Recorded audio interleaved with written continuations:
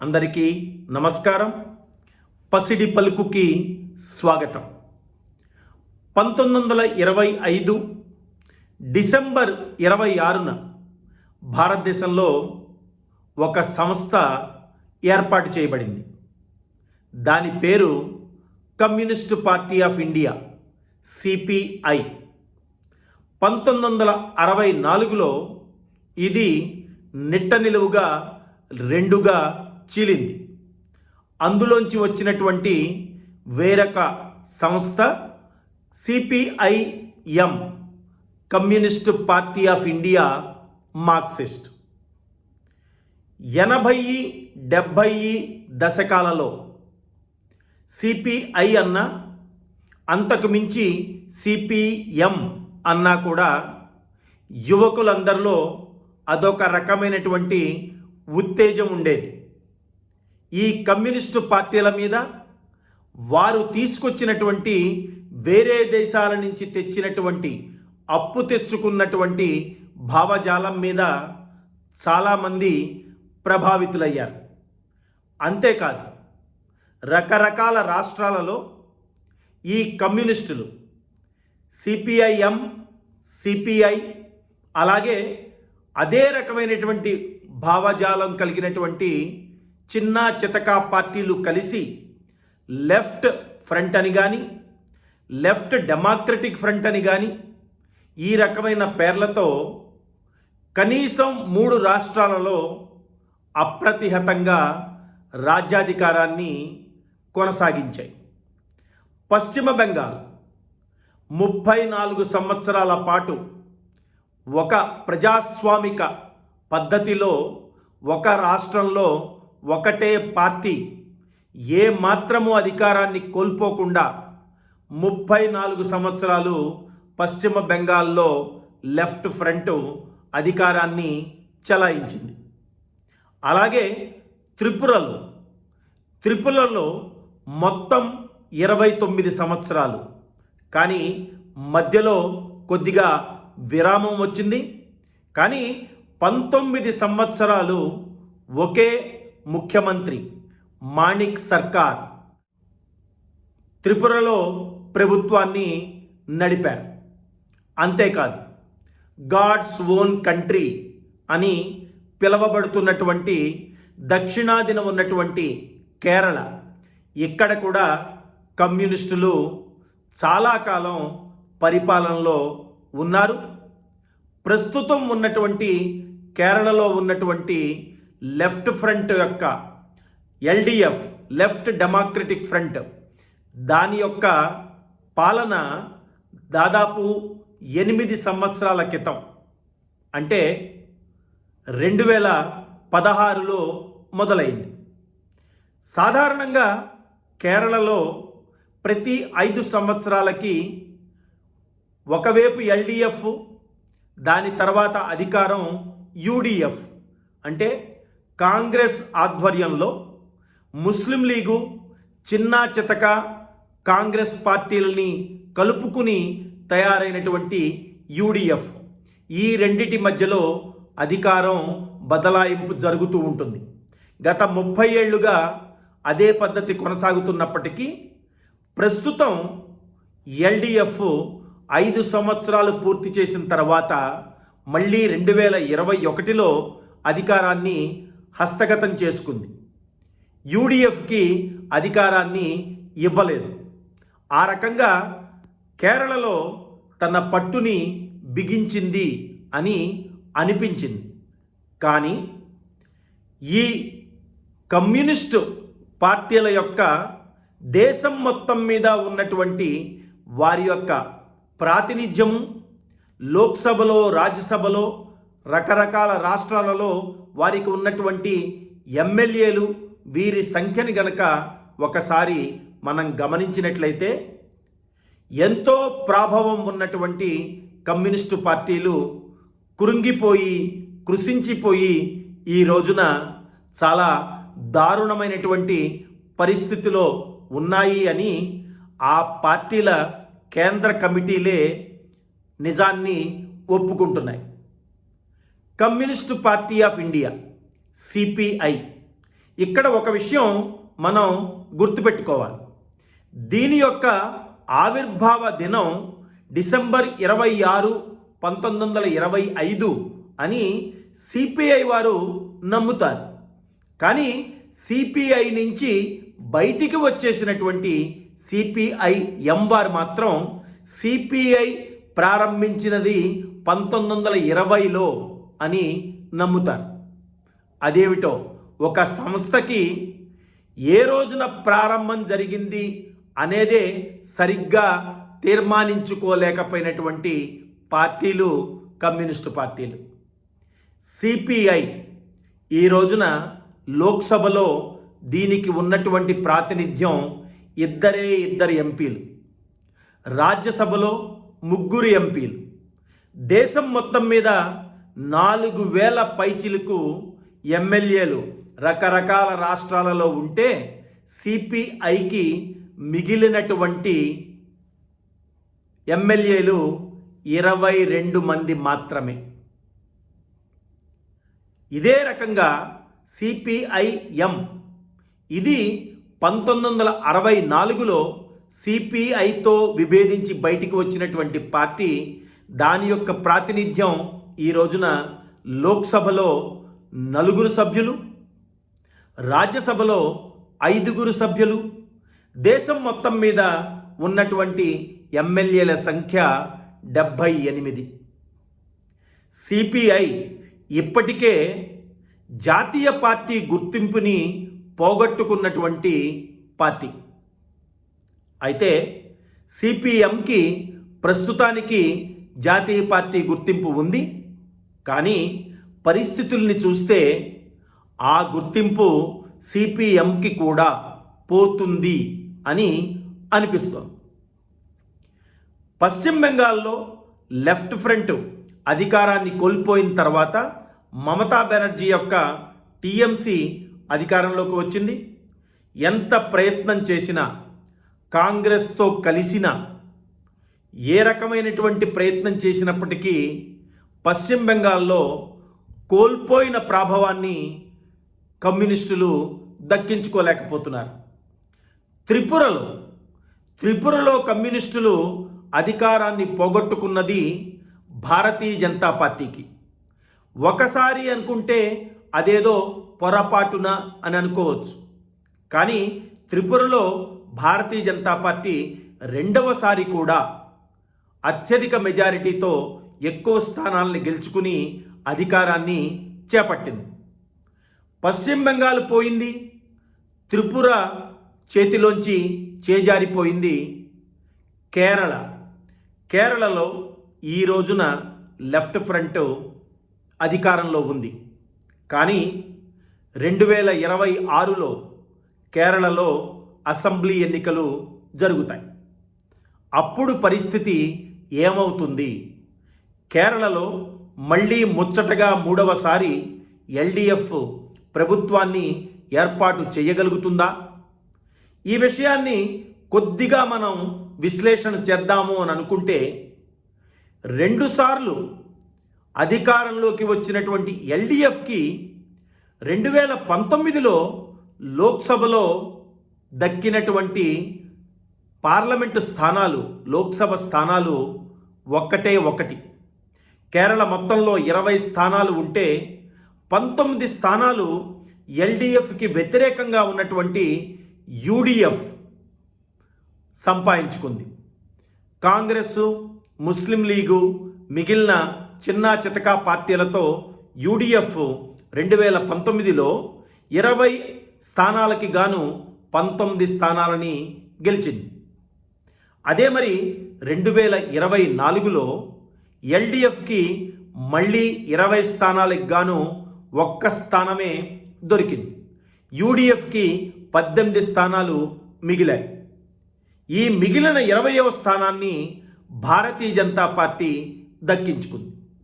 త్రిశూర్ నుంచి సినిమా నటుడైనటువంటి సురేష్ గోపి ఈసారి మొట్టమొదటిసారిగా పార్లమెంటులోకి కేరళ నుంచి బీజేపీ అభ్యర్థిగా కాలుపెట్టారు. ఇంతకు ముందు వరకు కూడా కేరళ అసెంబ్లీలో ఒక్కసారి మాత్రమే భారతీయ జనతా పార్టీ ఒక ఎమ్మెల్యే స్థానాన్ని గెలుచుకోగలిగింది. ఓ రాజగోపాలన్, ఆయన ఇంతకు ముందెప్పుడో ఒక్కసారి ఎమ్మెల్యేగా గెలిచారు.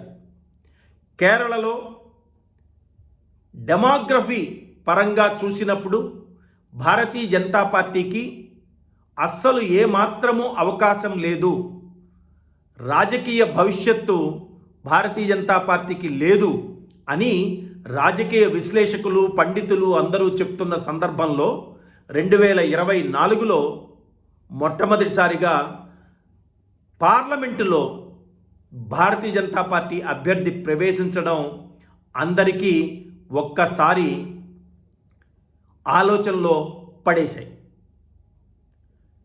కమ్యూనిస్టుల ప్రభావం తగ్గుతూ ఉంది. కేరళలో కూడా అది మనకి స్పష్టంగా కనపడుతూ ఉంది. తగ్గుతున్న కమ్యూనిస్టుల ప్రభావం అది నెమ్మదిగా భారతీయ జనతా పార్టీ వైపు వెళుతున్నట్టుగా అనిపిస్తూ ఉంది. కేరళలో ఉన్నటువంటి సామాజిక సమీకరణాలని మనం ఒక్కసారి దృష్టిలో పెట్టుకుంటే యూడిఎఫ్ వెనకాల ఉన్నటువంటి ముస్లిం లీగు ముస్లింలందరినీ యూడిఎఫ్ వైపు లాక్కోగలుగుతోంది. ఇంతకుముందు క్రిస్టియన్ సామాజిక వర్గం ఎల్డిఎఫ్ వైపు మద్దతుగా నిలిచేది. కానీ ఈ రోజున ఆ క్రిస్టియన్ సామాజిక వర్గంలో కొంతమంది భారతీయ జనతా పార్టీ వైపు మొగ్గు చూపుతున్నారని, 2024 ఎన్నికలలో భారతీయ జనతా పార్టీకి తగు మాత్రంలో ఓటు వేశారని మనకి ఎన్నికల ఫలితాలు తెలియజేస్తూ ఉన్నాయి. 10 సంవత్సరాలు 2026 నాటికి అధికారంలో ఉన్నటువంటి కేరళలో ఉన్నటువంటి ఎల్డిఎఫ్కి సహజంగానే వ్యతిరేకత, యాంటీ ఇంకంబెన్సీ, అధికారంలో ఉన్నప్పుడు వచ్చేటువంటి వ్యతిరేకత ఉంటుంది. తద్వారా 2026లో యూడిఎఫ్కి అసెంబ్లీలో ఎక్కువ స్థానాలు గెలిచేటువంటి అవకాశం కనబడుతూ ఉంది. ఇదే సమయంలో తన ఓట్లు ఏవైతే ఉన్నాయో వాటికి గండి కొట్టే ప్రయత్నం భారతీయ జనతా పార్టీ చేస్తూ ఉంది.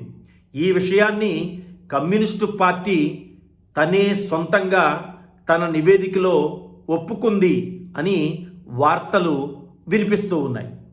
అంతేకాదు, కేరళలో కమ్యూనిస్టు పార్టీల్లో ప్రధాన భాగస్వామ్యమైనటువంటి సిపిఐఎంకి వెన్నుదన్నుగా నిలబడినటువంటి హిందువులలోని ఒక సామాజిక వర్గం ఎడవ.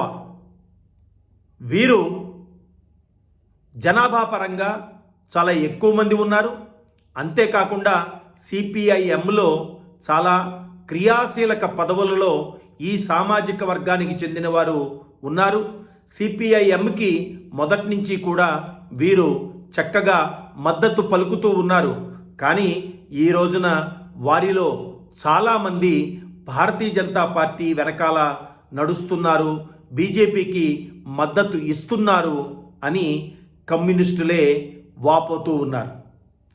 కేరళలో ఇప్పటిదాకా ఇద్దరు ముఖ్యమంత్రులు ఎవరైతే ఉన్నారో విఎస్ అచ్యుతానందన్, అలాగే ఇప్పుడున్నటువంటి పినరాయి విజయన్, ఈ ఇద్దరూ కూడా అదే సామాజిక వర్గానికి చెందినటువంటి నేతలు. అయినప్పటికీ కూడా ఈ సామాజిక వర్గం ఈ రోజున కమ్యూనిస్టులని వదిలి భారతీయ జనతా పార్టీ వైపు వెళుతున్నట్టుగా మనకి గణాంకాలు తెలియచేస్తూ ఉన్నాయి. 2024 లోక్సభ ఎన్నికలలో కేరళలో జరిగినటువంటి విచిత్రం ఏమంటే భారతీయ జనతా పార్టీ 11 అసెంబ్లీ స్థానాలలో మొదటి స్థానంలో ఉంది, 8 అసెంబ్లీ స్థానాలలో రెండవ స్థానంలో ఉంది. అంటే ఇదే పరిస్థితి గనక మునుముందుకు వెళ్తే భారతీయ జనతా పార్టీ కేరళలో క్రిస్టియన్ సామాజిక వర్గాన్ని, ఇప్పటిదాకా సిపిఎంకి కొమ్ము కాస్తున్నటువంటి హిందువులలో ఉన్నటువంటి రకరకాల సామాజిక వర్గాలని తన వైపు తిప్పుకోగలిగినట్లయితే కేరళ అసెంబ్లీ ఎన్నికలలో 2026లో అది ద్విముఖ పోటీ కాదు, అంటే ఎల్డిఎఫ్కి యూడిఎఫ్కి మధ్యలో ఉండేటువంటి పోటీ కాదు, అది త్రిముఖ పోటీ. మధ్యలో బీజేపీ కూడా ఉంటుంది. బీజేపీ సొంతంగా ఎన్ని అసెంబ్లీ స్థానాలు గెలుస్తుంది అనేది చెప్పలేం, కానీ 10 సంవత్సరాలు అధికారంలో ఉండడం మూలంగా ఎల్డిఎఫ్ మీద వచ్చేటువంటి వ్యతిరేకత, అంతేకాకుండా భారతీయ జనతా పార్టీ ఎక్కువ ఓట్లని ఎల్డిఎఫ్ నుంచి, ముఖ్యంగా సిపిఐఎం నుంచి లాక్కున్నట్లయితే సిపిఎం యొక్క గోడ బీటలు వారుతుంది, కోట కూలిపోతుంది. యూడిఎఫ్కి ఈసారి కేరళలో అసెంబ్లీలో అధికారం వచ్చేటువంటి అవకాశాలు మెండుగా కనపడుతూ ఉన్నాయి. 1960, 70, 80ల్లో మనకి వినపడినటువంటి గొప్ప గొప్ప పేర్లు కమ్యూనిస్టు పార్టీల నుంచి హరికిషన్ సింగ్ సూర్జిత్, జ్యోతి బసు, బుద్ధదేవ్ భట్టాచార్య, ఏబి బర్ధన్, శ్రీపాద అమృత డాంగే, విఎస్ అచ్యుతానందన్, అంతకుముందు ఈఎంఎస్ నంబూద్రిపాద్, తెలుగు రాష్ట్రాల నుంచి చండ్ర రాజేశ్వరరావు, సురవరం సుధాకర్ రెడ్డి, ఇలాంటి పేర్లు ఈ రోజున మనకి కనపడటం లేదు. కమ్యూనిస్టు పార్టీలు 80, 90ల్లో ఉన్నటువంటి ప్రాభవాన్ని పూర్తిగా కోల్పోయారు. 80, 90 దశకాలలో యునైటెడ్ ఫ్రంట్ ప్రభుత్వానికి, విపి సింగ్ ప్రభుత్వానికి ఒకవైపు నుంచి భారతీయ జనతా పార్టీ, ఇంకో వైపు నుంచి కమ్యూనిస్టులు బయట నుంచి మద్దతు ఇచ్చారు. ఆ రకంగా విపి సింగ్ యొక్క ప్రభుత్వం నిలబడి ఉంది. అంతేకాదు ఆ సమయంలో రాజకీయాల్ని గమనించిన ఎవరికైనా సరే పంజాబ్ నుంచి వచ్చినటువంటి హరికిషన్ సింగ్ సూర్జిత్ ప్రతి చోట కనబడుతూ ఉండేవారు. అలాగే జ్యోతి బసు పశ్చిమ బెంగాల్ నుంచి, మాణిక్ సర్కార్ త్రిపుర నుంచి, ఈ పేర్లన్నీ కూడా చాలా గొప్పగా గట్టిగా టెలివిజన్ స్క్రీన్స్లో కనబడుతూ ఉండేవి. ఒక ప్రభుత్వాన్ని నిలబెట్టాలన్నా, ఒక ప్రభుత్వాన్ని పడేయాలన్నా కూడా ఈ లెఫ్ట్ ఫ్రంట్ యొక్క మద్దతు తప్పనిసరి. వారి యొక్క మాటకి ఎదురు చెప్పి మనం ముందుకు వెళ్ళలేము అన్నటువంటి పరిస్థితుల్లో సంకీర్ణ ప్రభుత్వాలు నడిచిన సందర్భాలు మనకి తెలుసు. అటువంటి పరిస్థితి నుంచి ఈ రోజున జాతీయ పార్టీ స్థానాన్ని కోల్పోయి ఒక పార్టీ ఏ రోజున కోల్పోతుందో తెలియని పరిస్థితుల్లో రెండో పార్టీ, ఉన్న 3 రాష్ట్రాలలో 2 రాష్ట్రాలని దాదాపు శాశ్వతంగా వదిలేసుకున్నటువంటి లెఫ్ట్ ఫ్రంట్ 2026లో కేరళని కూడా వదిలేసుకుంటుందా? దశాబ్దాలుగా రాజకీయ ముఖ చిత్రంలో ఎప్పుడూ కనపడేటువంటి కమ్యూనిస్టు పేర్లు ఈ రోజున భారతీయ రాజకీయ చరిత్రలో కనబడటం లేదు. హరికిషన్ సింగ్ సూర్జిత్ గురించి చెప్పుకున్నట్టుగా ఈరోజు సీతారాం యేచూరి గురించి కానీ, ఏబి బర్ధన్ గురించి చెప్పుకున్నట్టుగా డి రాజా గురించి కానీ ఎవరు మాట్లాడుకోవటం లేదు. మీడియా వారు వీరి యొక్క ఇంటర్వ్యూలని అడగటం లేదు. ఇటువంటి పరిస్థితుల్లో కమ్యూనిస్టులు కొట్టుమిట్టాడుతున్నారు. అయితే కమ్యూనిస్టులు విద్యారంగంలో, భారతీయ రాజకీయంలో నేరేటివ్స్ని సెట్ చేయడంలో వారు 5-6 దశాబ్దాలుగా చేసినటువంటి పనుల మూలంగా ఈ రోజుకి కూడా యువతలో కొంతమంది ఆలోచన పద్ధతిలో జాతి వ్యతిరేక ఆలోచనలు, టుకడే గ్యాంగుల్ని సమర్థించేటువంటి ఆలోచనలు మనం చూస్తూ ఉన్నాం. సొంత ఆలోచన కాక ఎక్కడో బయట దేశం నుంచి తెచ్చుకున్నటువంటి ఆలోచన విధానాన్ని, సోవియట్ రష్యాని సమర్థించడమో లేదంటే చైనాని సమర్థించడమో అది మాత్రమే పనిగా పెట్టుకుని ఇంతకాలం రాజకీయాలు నడిపినటువంటి కమ్యూనిస్టులకి ప్రజలు రాజకీయంగా, ప్రజాస్వామికంగా ఎన్నికలలో బుద్ధి చెబుతూ ఉన్నారు. వారి యొక్క ప్రభావాన్ని తగ్గిస్తూ ఉన్నారు. కానీ ఈ రోజుకి కూడా జేఎన్యు లాంటి కమ్యూనిస్టుల కోసమే దాదాపుగా తయారు చేయబడినటువంటి ఢిల్లీలో ఉన్నటువంటి జవహర్లాల్ నెహ్రూ యూనివర్సిటీ ఏదైతే ఉందో అక్కడ విద్యని పొందుతున్నటువంటి ఈ కమ్యూనిస్టు భావజాలంతో ప్రేరేపితమైనటువంటి విద్యార్థులు, ప్రొఫెసర్లు ఇప్పటికీ కూడా భారతీయ సమాజంలో భారతదేశం అంతా కూడా కలిపి ఒక దేశం కాదు, ఇది ముక్కలు ముక్కలు, దీన్ని ఒక రకంగా కలిపి అట్టే పెట్టాము, అదే రకంగా వేర్పాటువాదుల్ని సమర్థించడము, ఇలాంటివన్నీ చేస్తూ ఉన్నటువంటి జేఎన్యులో ఈ రోజుకి కూడా కమ్యూనిస్టుల ప్రాబల్యం ఎక్కువగానే ఉంది. కన్నయ్య కుమార్ జేఎన్యు నుంచి వచ్చినటువంటి మనిషే. అలాగే షీలా రాషిద్ వీరు కూడా జేఎన్యు నుంచి వచ్చినటువంటి విద్యార్థులే. ఢిల్లీలో ప్రతి ఎన్నికల్లోనూ అత్యధికమైనటువంటి స్థానాలను గెలుచుకునేటువంటి అఖిల భారతీయ విద్యార్థి పరిషత్ ఏబీవీపీ జేఎన్యులో మాత్రం ఇప్పటిదాకా పెద్దగా తన ప్రభావాన్ని చూపలేదు.